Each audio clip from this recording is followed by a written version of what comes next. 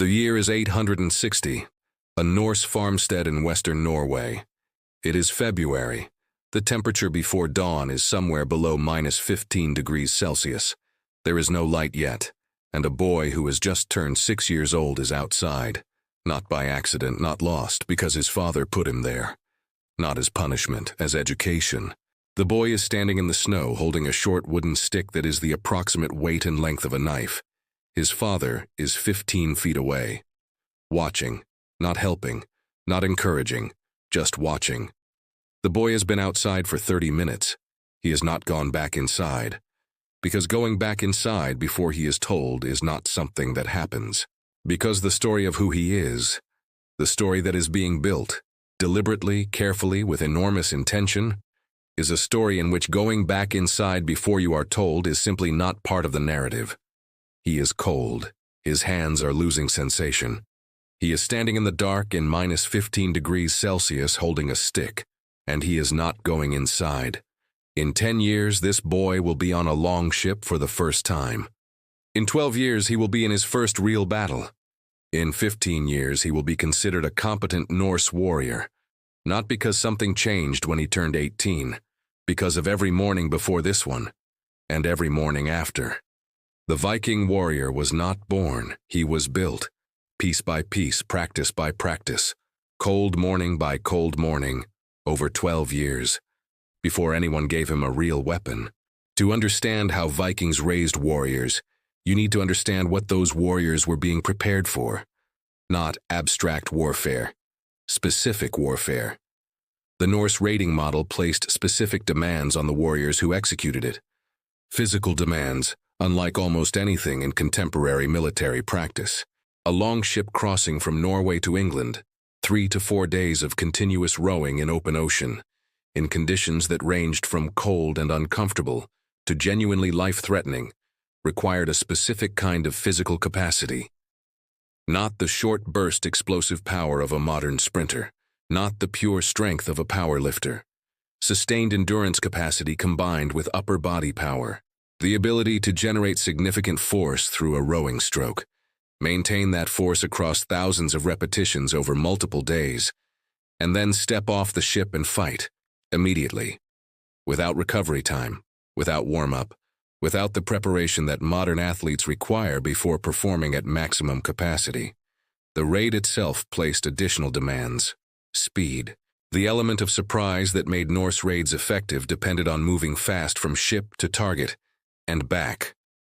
Warriors who could not cover ground quickly were liabilities. Combat effectiveness without armor, or with minimal armor. The weight and bulk of full armor was incompatible with the movement speeds that Norse raiding tactics required.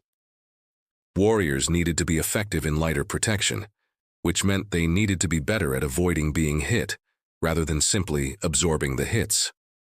Navigation and environmental reading. A warrior who could not contribute to the ship's operation was a passenger. Norse longships did not carry passengers. Cold tolerance, physical and psychological function in conditions that would disable an unprepared person. Not just endurance of discomfort, but genuine capability under genuine cold. The training system that Norse culture developed to produce these specific capabilities was not designed by anyone. It was not written down as a curriculum. It evolved. Across generations of people who could tell, looking at a warrior in action, whether his childhood had prepared him correctly, and who made sure the next generation's childhood did. The sagas describe the childhoods of Norse warriors with enough specificity to reconstruct the training system in broad outline. Physical development began before formal training. Norse children spent their early years in conditions of continuous low-level physical development. Not structured exercise, not drills, just life. Life that involved constant physical activity, carrying water, tending animals, working the land, moving through terrain requiring balance and strength, in weather that required the body to continuously adapt to cold, to wet, and to wind. The Norse child's body was being developed by its environment before anyone deliberately pointed a training weapon at it. Modern sports science calls this early multilateral development, the principle that effective long-term athletic development comes from a broad base of varied activity. Research shows children who experience broad development, climbing, carrying, and wrestling, develop superior movement quality, injury resistance, and long-term athletic capacity. The Norse were doing this without knowing it, because Norse life provided exactly this developmental environment. Then, at approximately 6 to 8 years, deliberate training began. Weapons handling started with wooden practice weapons, not as an introduction to specific weapons, but to principles. The balance required to swing a weapon without compromising your own stability. The coordination between hands, feet, and body rotation that generates power. The spatial awareness of where your weapon is. These are not weapon-specific skills. They are movement qualities. The wooden stick was teaching his nervous system to control a weapon-length extension of his arm, transferring to every weapon he would use. The foundation was laid in childhood, turning survival into the art of war. Wrestling. Every account of Norse youth training includes wrestling, not as a supplement to weapons training, as the foundation of it. The Norse wrestling tradition, called glima, was a formalized wrestling system with specific techniques, rules, and a long history of competitive practice. But its function was not primarily about learning to wrestle. It was about learning to control your own body in contact with another body. Balance, recovery, and weight transfer translated directly into sword and shield combat in ways that weapons drilling alone could not produce.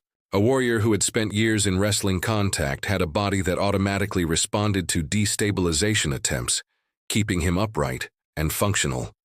The wrestling did not just train the body, it trained the nervous system. The automatic responses that operate below the speed of conscious thought. Because in actual combat, there is no time for conscious thought. You do not think, you just adjust, before you even know you have adjusted. Modern martial arts science confirms this. The most effective systems develop automatic responses. The Norse were doing this in the 9th century. Swimming. Every Norse boy was expected to swim, not as a recreational activity, but as a survival skill with profound training value.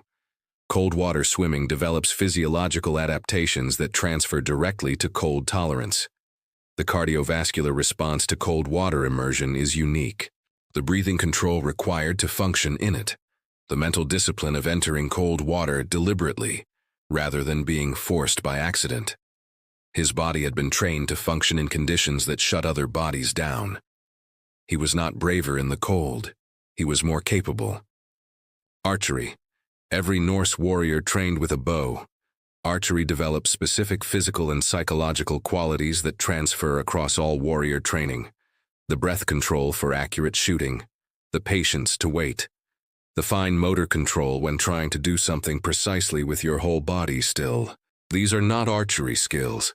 These are warrior skills that archery happens to develop efficiently. The sea. At some point, every Norse boy destined for raiding went to sea, not as a passenger, but as a working crew member, learning to row, learning to manage a sail, learning to function under conditions of sustained physical stress, discomfort, and uncertainty. The first sea voyage was when the training becomes real, not practice anymore, not simulation, the actual thing. The quality the Norse training system was trying to develop revealed itself. The quality of functioning correctly when everything is real. They called it drengskaper, the quality of being a worthy man, not just strong, reliable. The man who does what needs to be done, regardless of the conditions. Every piece of the training was aimed at this. 12 years of it built drengskaper, or it built a man who died young. Both outcomes were considered. Here's the part of the Viking warrior formation story that the heroic narrative leaves out. The boys who did not make it. The Norse training system was not designed for every child. It was designed to filter, to produce the specific kind of warrior, the rating economy required by testing every potential warrior repeatedly, across years of training, and selecting, through the tests, the ones who could actually perform, the ones who could not.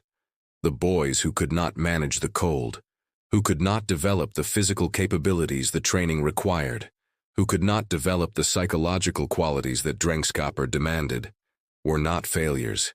They were farmers, craftspeople, traders.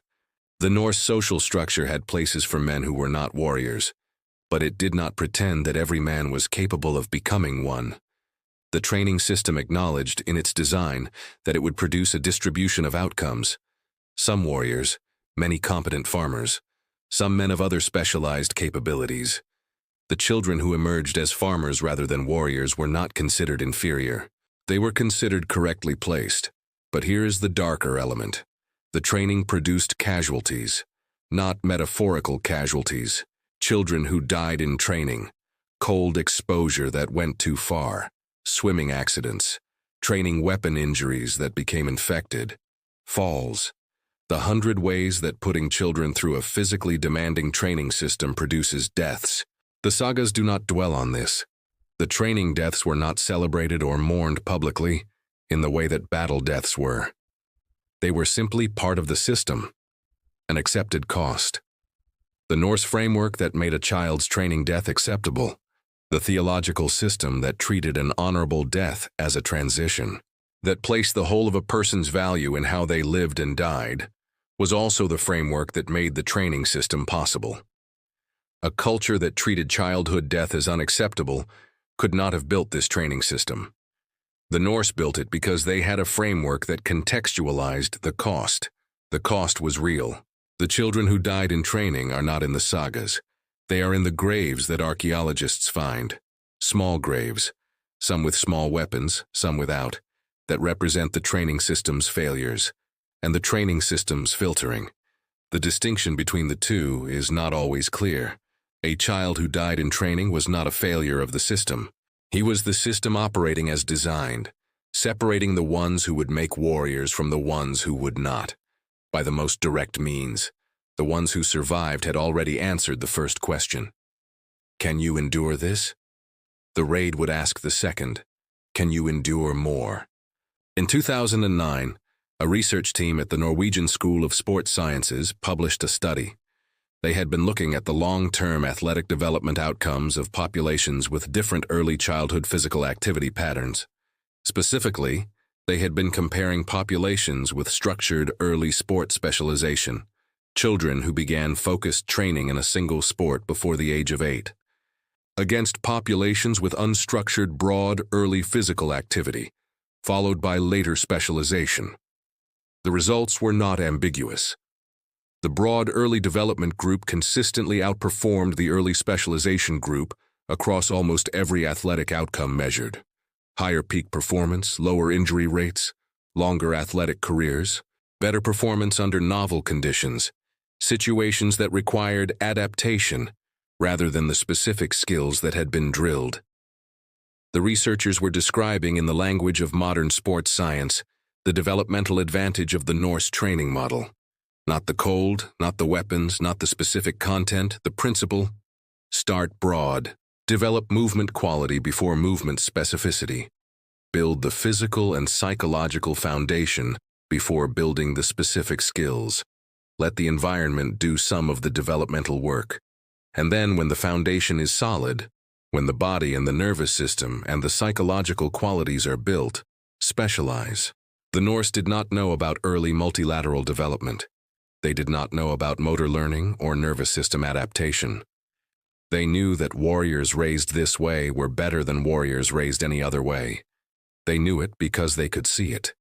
Because the warriors who had gone through the training performed better than the warriors who had not. Because the raids that were staffed by men trained this way succeeded at rates that raids staffed by men trained differently did not. Because the longship crews that were built from men developed this way functioned under conditions that other crews did not survive. They knew what worked. They did not need to know why. Think about a Norse boy on a February morning in 860, standing in the snow before dawn, holding a wooden stick, not going inside, not because he understood developmental periodization, not because he had read the research on early multilateral athletic development, because this was the story of who he was, because the adults in his life were building that story deliberately, one cold morning at a time, one wrestling session at a time, one swim in cold water at a time, one sea crossing at a time, 12 years of mornings like this one, until the story was complete, until the training and the man were the same thing, until there was no gap between what he had practiced and what he was. The warriors the Norse produced were not accidents. They were achievements, built with the same careful intention that a Norse shipbuilder brought to a keel, the same attention to material and method, and the specific combination of qualities that would be needed when the thing being built met the conditions. The sea, the battle, the cold, the sustained endurance that a 3-day crossing demanded. The boy standing in the snow at 5 years old was already being shaped for all of it. He did not know that yet. He just knew he was not going inside, and that not going inside was the right thing, and that somewhere behind him in the dark, his father was watching, and that the watching was a form of love, the hardest kind, the kind that makes something that lasts.